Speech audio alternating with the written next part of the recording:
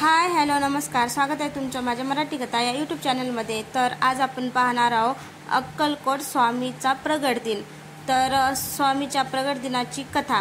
अक्कलकोट स्वामी प्रगट दिन अशी आहे श्री स्वामी समर्थाच्या प्रगट दिनाची कथा। श्री स्वामी समर्थ समर्थाचा 23 मार्च रोजी तिथीनुसार प्रगट दिन आहे। 23 मार्च अक्कलकोटच्या श्री स्वामी समर्थाचा प्रगट दिन हा त्यांच्या भक्तांसाठी मोठी पर्वणी असते। महाराजावर श्रद्धा असलेले लोक देशभर आणि जगभरातही आहेत। श्री स्वामी समर्थाचा 23 मार्च रोजी तिथीनुसार प्रगट दिन आहे।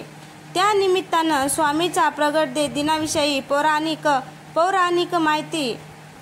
श्री स्वामी समर्थ अर्थात अक्कलकोट स्वामी हे 1856 मध्ये अक्कलकोट येथे अवतरले असे सांगतात। त्यांनी महाराष्ट्रात अक्कलकोट येथे दीर्घकाळ वास्तव्य केले होते। श्री स्वामी समर्थ अर्थात अक्कलकोट स्वामी हे श्रीपाद वल्लभ आणि श्री नृसिंह सरस्वती यांच्या नंतरचे भगवान श्री दत्तात्रेयांचे तिसरे पूर्णावतार म्हणून ओळखले जातात। गाणगापूरचे श्री नृसिंह सरस्वती हेच नंतर श्री स्वामी समर्थाच्या रूपाने प्रगट झाले।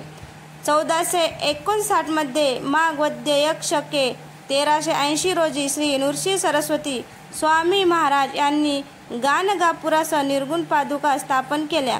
यानंतर ते शैलयात्रेचे निमित्त साधून कर्दळी वनात अदृश्य झाले। याच वनात त्यांनी 300 वर्षे कठोर तपस्या केली। या काळात मुंग्यांनी त्यांच्यावर वारूळ रचले। एके दिवशी एक लाकूड तोड्या वनात आला। लाकडे तोडत असताना त्याच्या हातून कुऱ्हाडी सटली आणि वारुळावर पडली। यानंतर वारुळातून रक्ताची धार उडाली आणि दिव्य प्रकाश बाहेर पडला। त्या वारुळातून एक तेजस्वी व्यक्ती बाहेर आली।